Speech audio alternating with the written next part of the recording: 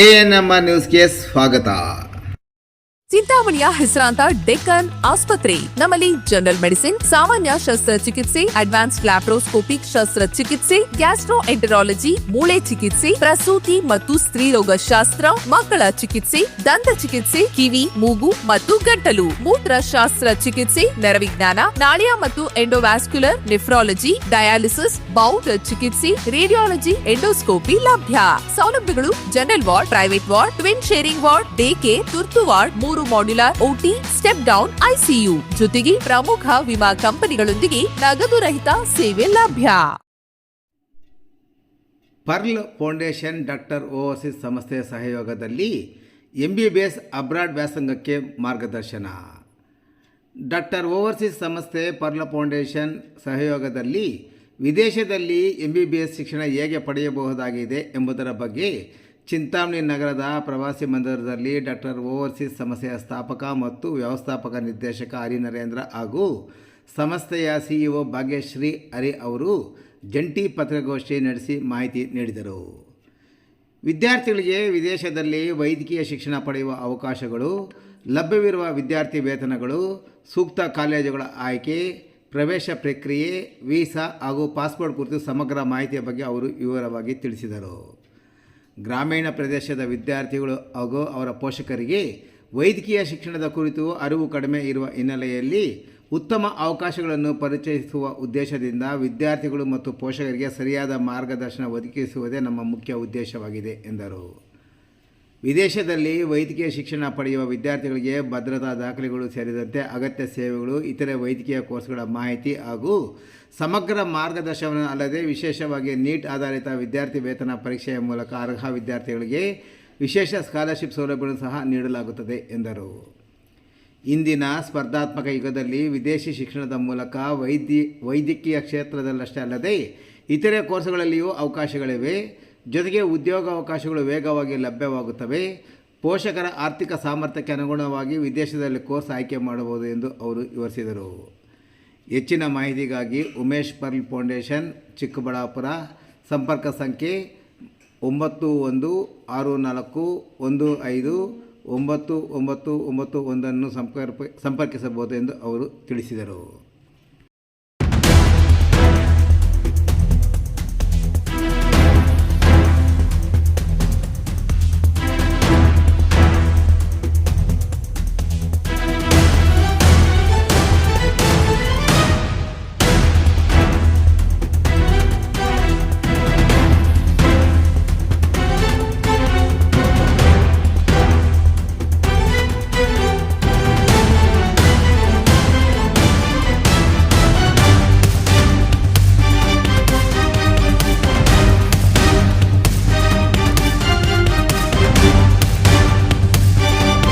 Narendra. So ನಾನು ಬಂದುಬಿಟ್ಟು managing director of doctor overseas. ನಮ್ಮ ಸಂಸ್ಥೆ ಸುಮಾರು 10 ವರ್ಷದಿಂದ 2000 ಸ್ಟೂಡೆಂಟ್ಸ್ಗೆ ನಾವು MBBS ಅಬ್ರಾಡ್ಗೆ ಗೈಡೆನ್ಸ್ ಕೊಟ್ಟಿದ್ದೀವಿ. ಸೊ ಮಕ್ಕಳಿಗೆ ಏನಂತಂದರೆ ಇಲ್ಲಿ ನಮಗೆ ಲಿಮಿಟೆಡ್ ಸೀಟ್ಸ್ ಇರೋದ್ರಿಂದ ಪ್ರತಿ ವರ್ಷ 25 ಲಕ್ಷದಿಂದ 26 ಲಕ್ಷ ಸ್ಟೂಡೆಂಟ್ಸು ನೀಟ್ ಎಕ್ಸಾಮಿನೇಷನ್ಸ್ನ ಬರೀತಾ ಇದ್ದಾರೆ.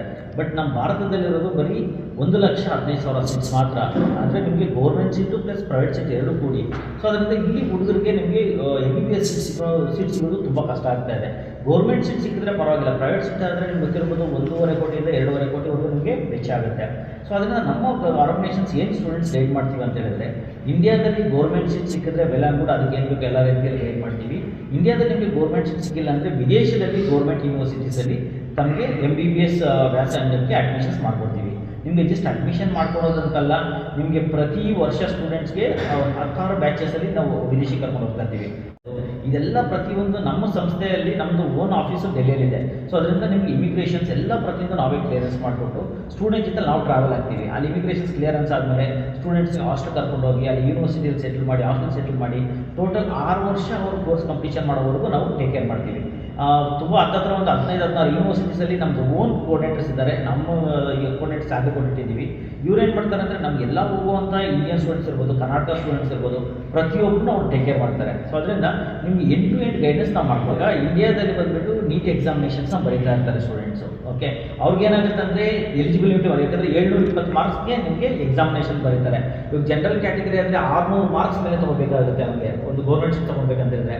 SC ST OBC ಅವ್ರಿಗೆ ಒಂದು 500ರಿಂದ 550 ಮೇಲೆ ತೊಗೊಬೇಕಾಗುತ್ತೆ. ತುಂಬ ಜನ ಸ್ಟೂಡೆಂಟ್ಸು 85% 95% ತೊಗೊಂಡಿರ್ತಾರೆ. ಬಟ್ ನೀಟಲ್ಲಿ ಬರೀ 200 ಮಾರ್ಕ್ಸ್ 300 ಮಾರ್ಕ್ಸ್ ಮಾತ್ರ ಬಂದಿರ್ತದೆ. ಯಾಕಂದರೆ ನಿಮ್ಗೆ ಗೊತ್ತಿರೋದು ಎಷ್ಟು ಡಿಫಿಕಲ್ಟ್ ಇರುತ್ತೆ ಇವಾಗೆಲ್ಲ ನಿಮಗೆ ನೀಟ್ ಎಕ್ಸಾಮಿನೇಷನ್ಸ್ ಅಂತ ಹೇಳ್ಬಿಟ್ಟು ಪದೇ 2 ಸರಿ 3 ಸರಿ ನೀವು ಎಕ್ಸಾಮಿನೇಷನ್ ಬರೆದು ಕೂಡ ಅಷ್ಟೇ ಮಾರ್ಕ್ಸ್ ಬರ್ತಾ ಇರುತ್ತೆ. ನಾವೇನು ಮಾಡ್ತೀವಿ ಈ ಥರ ಸ್ಟೂಡೆಂಟ್ಸ್ಗೆ ಯಾರು ಯಾಕಂದರೆ ನಿಮ್ಗೆ MBBS ಮಾಡಬೇಕಂದ್ರೆ 6 ವರ್ಷ MBBS ಮತ್ತು 2 ರಿಂದ 3 ವರ್ಷ MSRMD ಮಾಡಬೇಕಾಗುತ್ತೆ. 8 ರಿಂದ 9 ವರ್ಷ ಎಜುಕೇಷನ್ ಇರಬೇಕಾಗುತ್ತೆ. ಪ್ರತಿ ವರ್ಷ ತುಂಬ ಇಂಪಾರ್ಟೆಂಟು. ಇನ್ ಕೇಸ್ ಒಂದು ವರ್ಷ ಅವ್ರು ಲಾಂಗ್ ಟರ್ಮ್ ಮಾಡೋದಕ್ಕಿಂತ ನೀವು ಇಲ್ಲಿ ಗೌರ್ಮೆಂಟ್ ಯೂನಿವರ್ಸಿಟಿ ನಿಮಗೆ ಸೀಟ್ ಸಿಕ್ಕಿಲ್ಲ ಅಂದರೆ ವಿದೇಶದಲ್ಲಿ ಗೌರ್ಮೆಂಟ್ ಯೂನಿವರ್ಸಿಟೀಸಲ್ಲಿ ನೀವು ಹೋದರೆ ಇಲ್ಲಿ 1 ವರ್ಷ ಕಟ್ಟೋ ಫೀಸ್ ಏನಿರುತ್ತಲ್ಲೋ ಅಲ್ಲಿ 6 ವರ್ಷ ಮುಗಿಸ್ಕೊಂಡು ಬರ್ಬೋದು. ಒಂದು 25ರಿಂದ 30 ಲಕ್ಷ ಇದ್ದರೆ ಇನ್ಕ್ಲೂಡಿಂಗ್ ನಿಮಗೆ ಯೂನಿವರ್ಸಿಟಿ ಫೀಸ್, ಹಾಸ್ಟೆಲ್ಲು, ನಿಮಗೆ ಡಾಕ್ಯುಮೆಂಟೇಷನ್, ಫುಡ್ಡು, ಅಕಾಮಿಡೇಷನ್ ಎಲ್ಲ ಬರೋದು ಒಂದು 25ರಿಂದ 30 ಲಕ್ಷದಲ್ಲಿ ಕಂಪ್ಲೀಷನ್ ಮಾಡ್ಕೊತಾರೆ. ಸೊ ಅದರಿಂದ ಸ್ಟೂಡೆಂಟ್ ಬಡ್ಜೆಟ್ ಬೇಸಸ್ ಮೇಲೆ ಪ್ಲಸ್ ಅವ್ರ ಕೆರಿಯರ್ ಏನು ಪ್ಲಾನ್ ಮಾಡ್ತಾ ಇದ್ದಾರೆ. ಇನ್ ಕೇಸ್ ಇಂಡಿಯಾಗೆ ರಿಟರ್ನ್ ಬರಬೇಕು ಅಂದ್ಕೊಂಡಿದ್ದಾರಲ್ಲ, ಇಲ್ಲ ಅಂತ ಹೇಳಿದ್ರೆ ವಿದೇಶದಲ್ಲೇ ಸೆಟ್ಲ್ ಆಗಬೇಕು ಅಂದ್ಕೊಂಡಿದ್ದಾರೆ, ಅವ್ರು ಏನು ಅವ್ರ ಪ್ಲಾನ್ಸ್ ಇದೆಯೋ ಅದ್ರ ಬೇಸಿಸ್ ಮೇಲೆ ನಾವು ಯೂನಿವರ್ಸಿಟೀಸ್ನ ಗೈಡ್ ಮಾಡ್ಕೊಡ್ತೀವಿ. ಸೊ ಪ್ರತಿ ವರ್ಷ 200ರಿಂದ 250 ಸ್ಟೂಡೆಂಟ್ಸ್ ನಮ್ಮ ಆರ್ಗನೈಸೇಷನ್ಸ್ ಕಡೆಯಿಂದ ವಿದೇಶಕ್ಕೆ ಹೋಗ್ತಾ ಇದ್ದಾರೆ. ಪ್ರತಿ ವರ್ಷ ಏನು ಮಾಡ್ತಾ ಇದ್ದೀವಿ ಅಂತ ಹೇಳಿದ್ರೆ ವೈದ್ಯ ಶಿಕ್ಷಣ ಸ್ಕಾಲರ್ಶಿಪ್ ಎಕ್ಸಾಮಿನೇಷನ್ಸ್ನ ಕಂಡಕ್ಟ್ ಮಾಡ್ತಾ ಇದ್ದೀವಿ. ಸೊ ಕರ್ನಾಟಕದಲ್ಲಿ ಎಲ್ಲ ಡಿಸ್ಟ್ರಿಕ್ಸಿಂದ ನಿಮಗೆ ಈ ಎಕ್ಸಾಮಿನೇಷನ್ಸ್ಗೆ ತೊಗೊಳ್ತಾರೆ.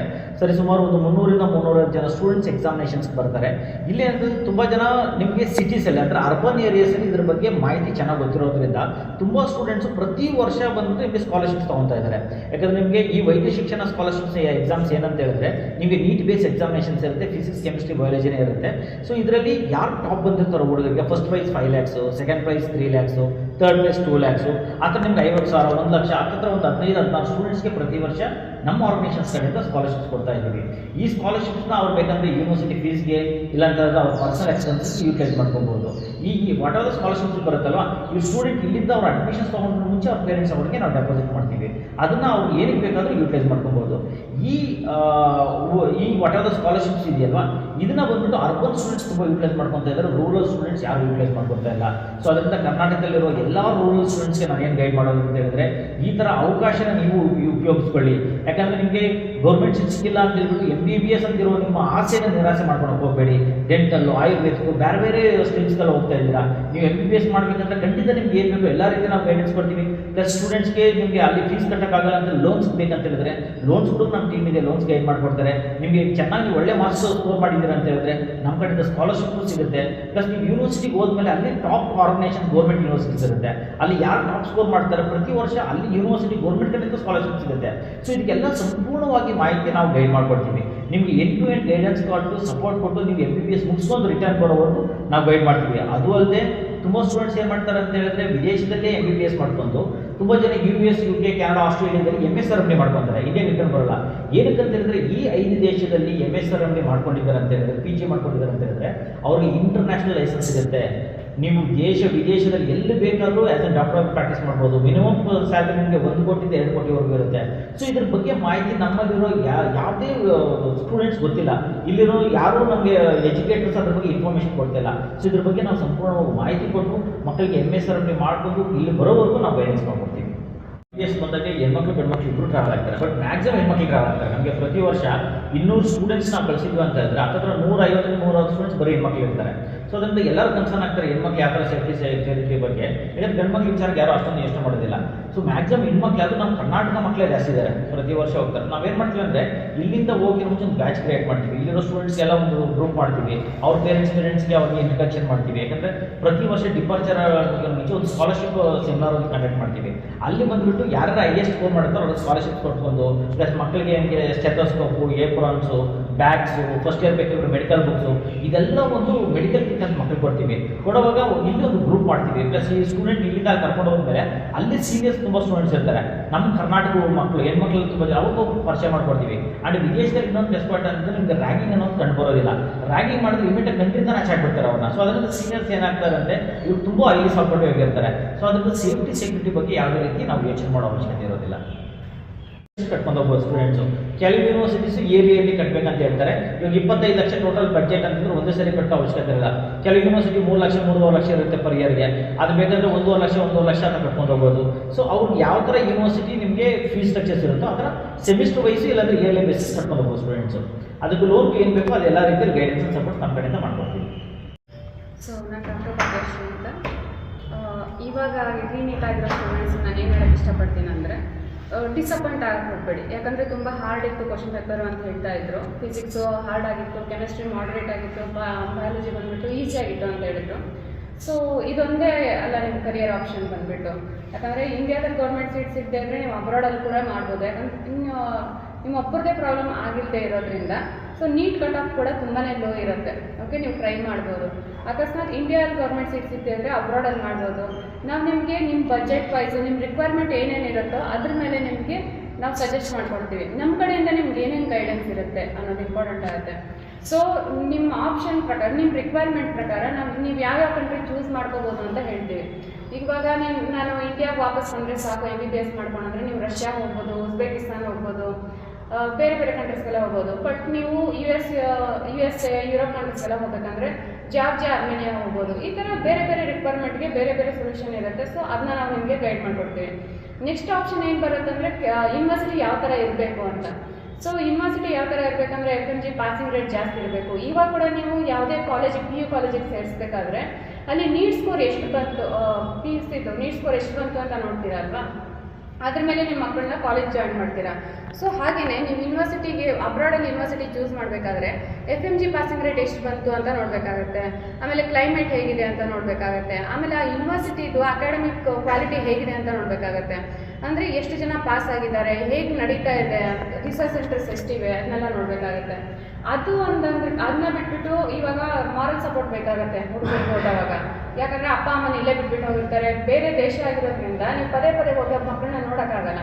ಸೊ ಮಾರಲ್ ಸಪೋರ್ಟ್ ಹೆಂಗೆ ಸಿಗುತ್ತೆ? ನಮ್ಮದೇ ಲೋಕಲ್ ಸ್ಟೂಡೆಂಟ್ಸ್ ಅಲ್ಲಿ ಇದ್ದಾವಾಗ ಆಬ್ವಿಯಸ್ಲಿ ಮಾರಲ್ ಸಪೋರ್ಟ್ ಸಿಗುತ್ತೆ. ಸೊ ಇವನ್ನೆಲ್ಲ ಮೈಂಡಲ್ಲಿ ಇಟ್ಕೊಂಡು ನಾವು ಯೂನಿವರ್ಸಿಟಿನ ನಿಮ್ಗೆ ಸಜೆಸ್ಟ್ ಮಾಡ್ಕೊಡ್ತೀವಿ. ಇನ್ನೊಂದು ಮೇನ್ ಆಗ ಏನು ಭಯ ಇರುತ್ತೆ, ನಮ್ಮ ಮಕ್ಕಳನ್ನ ಅಬ್ರಾಡ್ ಕಳಿಸ್ಕೊಡ್ತೀವಿ ಅಂತ. ಸೊ ಅಬ್ರಾಡ್ ಕಳಿಸ್ಕೊಟ್ಟಾಗ ಸೇಫ್ ಆಗಿರ್ತಾರೋ ಇಲ್ವೋ, ಅದು ನಾವು ಹೆಣ್ಮಕ್ಳನ್ನ ಕಳಿಸ್ಕೊಡ್ತೀವಿ ಅಂತ ಹೇಳಿದವಾಗ.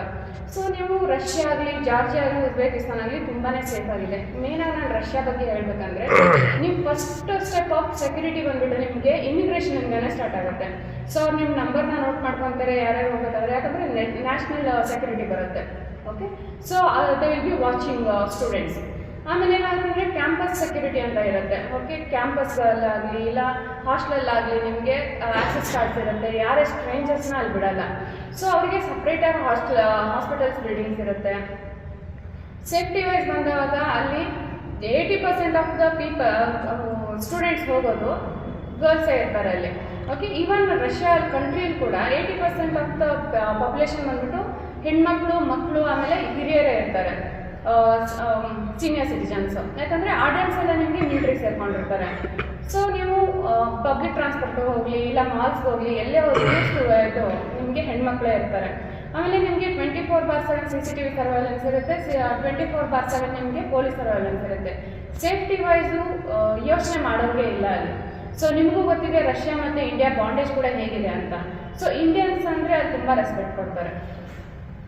ಹಾಸ್ಟೆಲ್ ಬಂದ್ಬಿಟ್ಟು ಇಬ್ಬರಿಗೂ ಸಪ್ರೇಟ್ ಫ್ಲೋರ್ಸ್ ಇರುತ್ತೆ.